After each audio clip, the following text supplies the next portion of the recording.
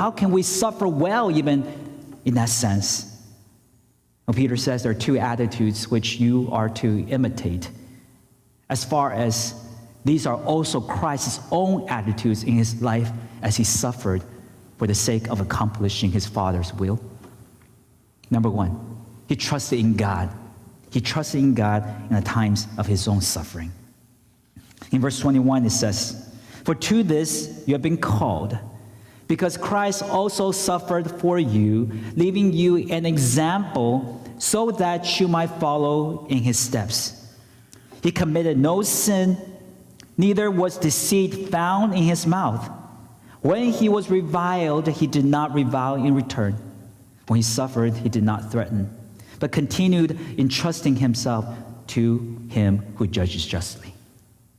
As we come to this passage, we are understanding that Peter is writing to believers who are indeed suffering, who are being persecuted by the Roman Empire.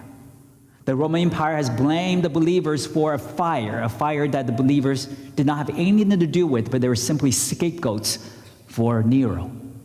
Now the believers are driven to the outskirts of the Roman Empire. Peter writes to them in 1 Peter chapter 1, verse 1, "You are the elect exiles of the dispersion in Pontus, Galatia, Cappadocia, Asia, and Bithynia." These are the areas in the outskirts of the Roman Empire, and they're suffering greatly as a result of this blame.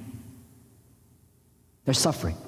They lost their homes, they lost their lives, they're being burned at the stake, they're fed to the wild animals, they're suffering greatly.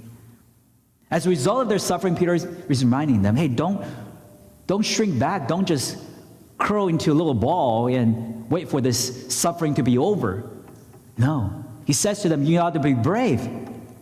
You are to be faithful in continually representing Jesus to the world.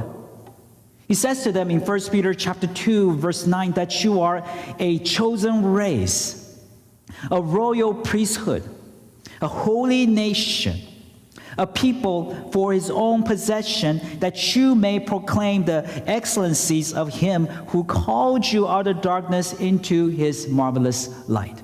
Here is your calling. Even though you are in pain, even though you are suffering, be reminded of the fact that you are called by God to continue to proclaim God's excellencies, God's greatness, who called you out of darkness into his marvelous light.